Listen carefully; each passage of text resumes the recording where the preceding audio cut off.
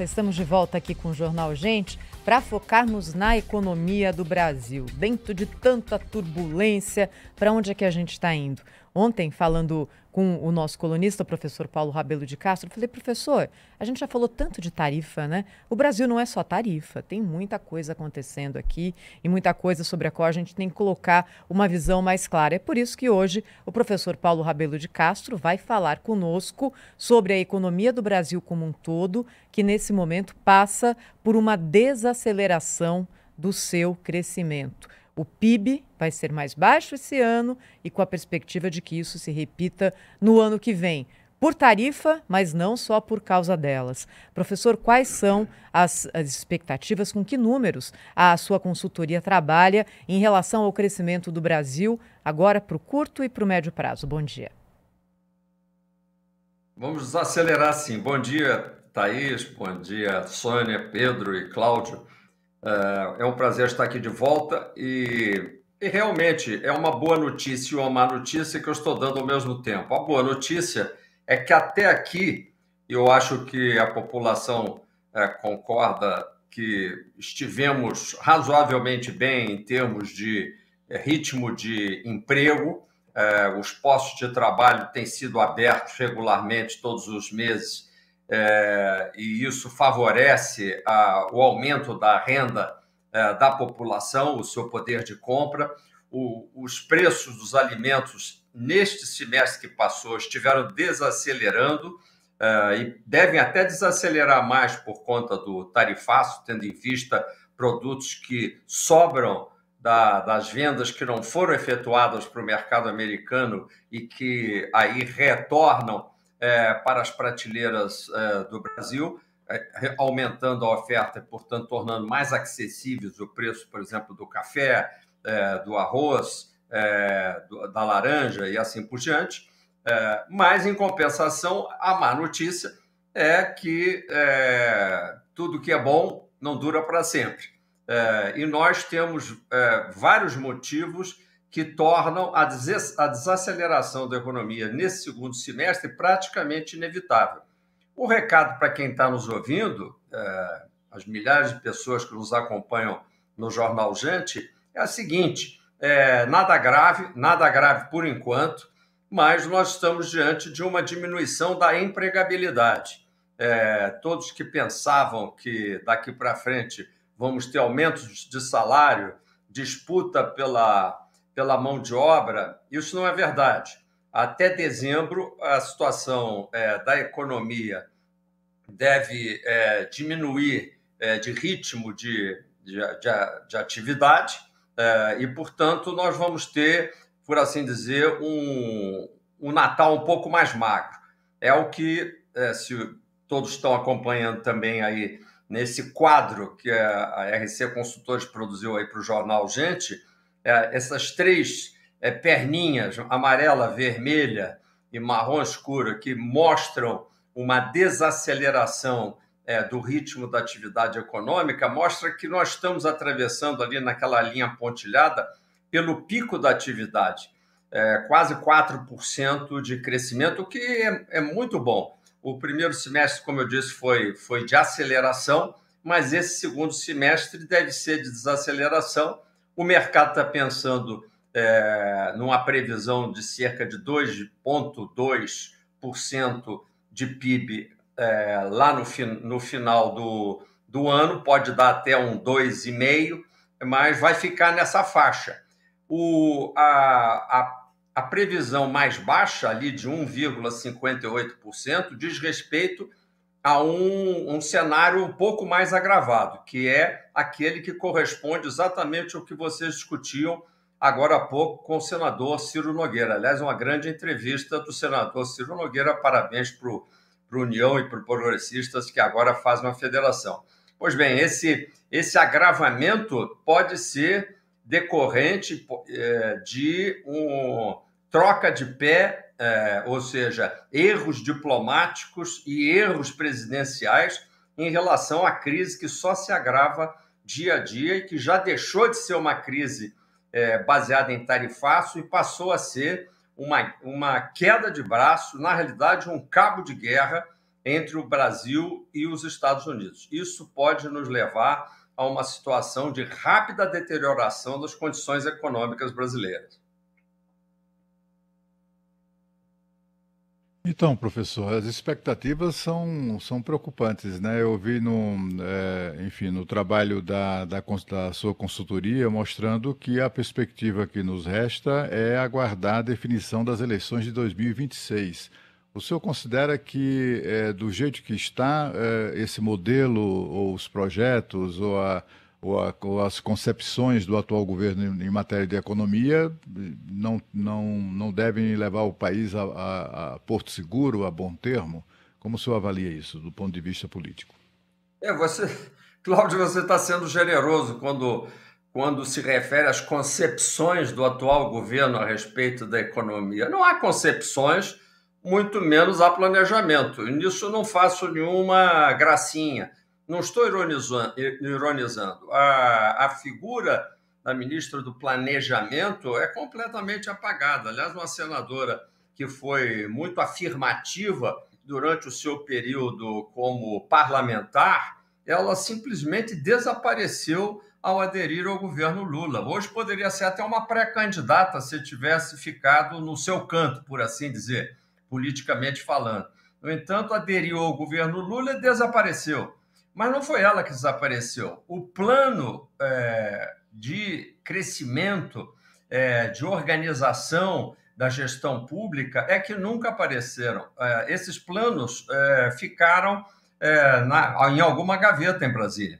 E é por isso que o ano de 2026 será também um ano apagado. Não só a gente já mostrou que nós estamos numa curva de desaceleração, aí é bom enumerar os fatores. O principal, o mais indigesto, o quase pornográfico, é a taxa de juros, 15% ao ano, contra uma perspectiva de crescimento na faixa de 2%, ou seja, a economia não paga os juros que lhe são cobrados. Isso quer dizer, os brasileiros não têm condição, projetando à frente, de cobrir esse encargo financeiro, portanto, estamos diante de um desequilíbrio extremamente grave que causa o quê? Uma desaceleração da demanda.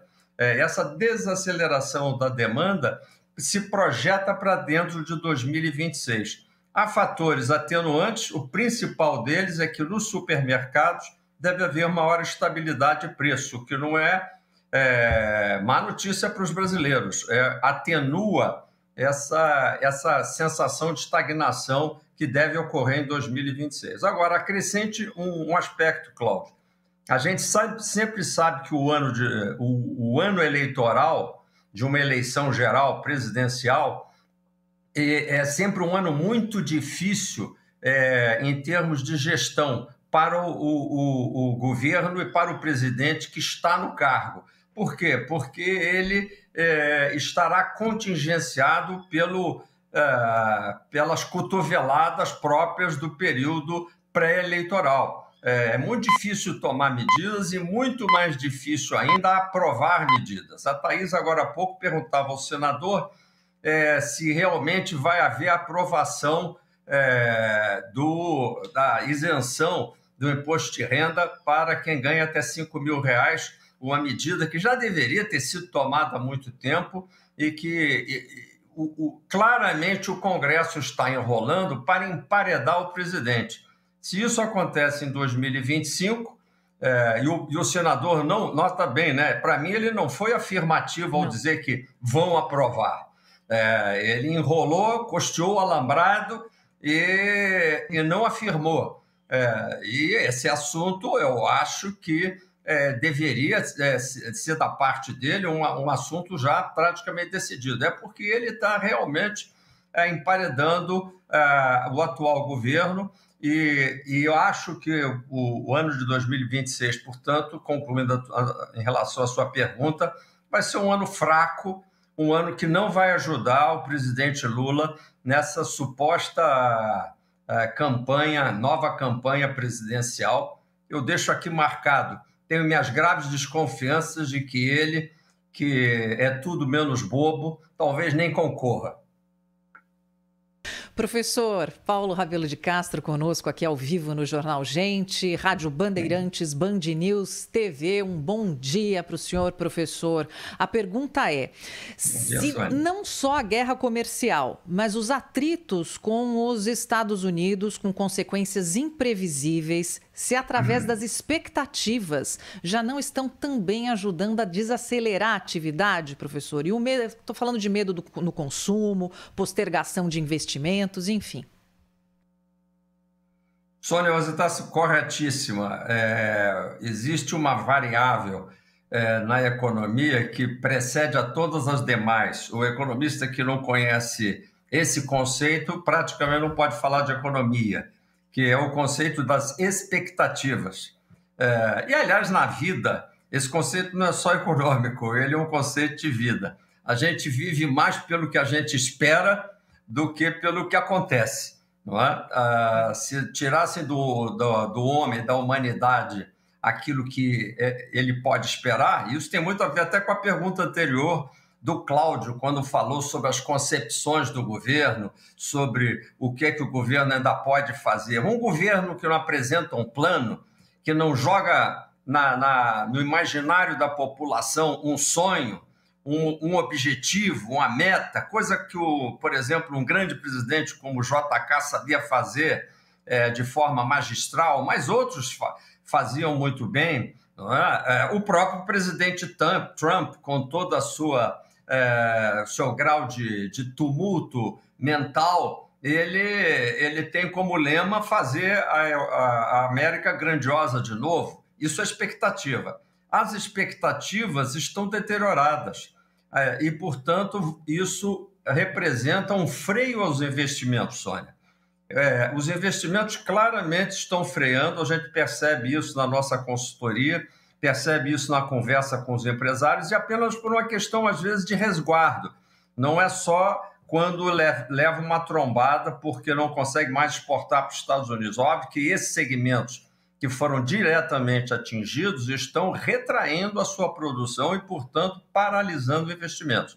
Mas os demais continuam refazendo as suas contas sobre investimento, e este é um momento particularmente delicado, repito, porque com 15% de taxa Selic é muito complicado arrumar qualquer negócio que cubra em retorno empresarial o que a taxa de juros representa como custo financeiro para empreender. Então, existe um desequilíbrio fundamental que precisa ser atacado, e é por isso que eu disse antes, Cláudio, que eu acho que isso só se resolve nas urnas em 26. Nós precisamos mudar o disco, mudar de prosa, trocar de música.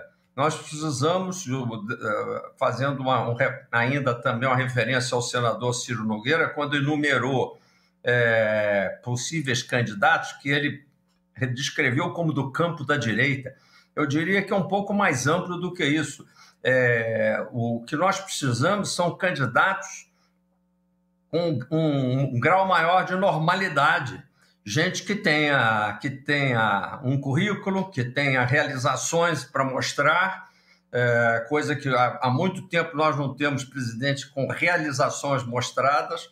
Portanto, nós precisamos de gestores de boa qualidade, com equipes, com agendas, e mostrar para o público isso. E eu acho que as urnas é que vão determinar uma virada em 2027. O país está atingindo um limite, e esse limite está sendo, vamos dizer, apressado pela crise com os Estados Unidos. O Brasil, eu nem sei se isso é uma má notícia, viu, Sônia? Você que acompanha aí do ponto de vista internacional. O Brasil está sendo, como aliás na crise de 29 e 30, sendo, vamos dizer, instado a melhorar por conta de uma piora e uma degradação absoluta das suas condições internacionais. Embora seja muito desconfortável, isso não é necessariamente mal a longo prazo para a história do nosso país. Professor Paulo Rabelo, pois não, Cláudio Humberto, vai lá. Pedro, desculpa, é só para emendar nesse assunto. Ontem tivemos na Bolsa, professor, um dia de pânico. Foi o Dino Day, não é? Dinos Day, né?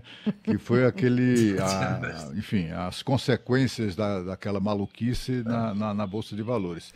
E o que a gente viu foi um setor, que é o setor financeiro, os bancos, que até poucos dias antes era a única boa notícia que havia na Bolsa de Valores, perderam mais de 40 bilhões de reais em valor de mercado. O Banco do Brasil, coitado. Mais de 200 anos de existência, está correndo sérios riscos agora. Quer dizer, essa política econômica corre o risco de fazer até os bancos quebrarem? O senhor acha isso?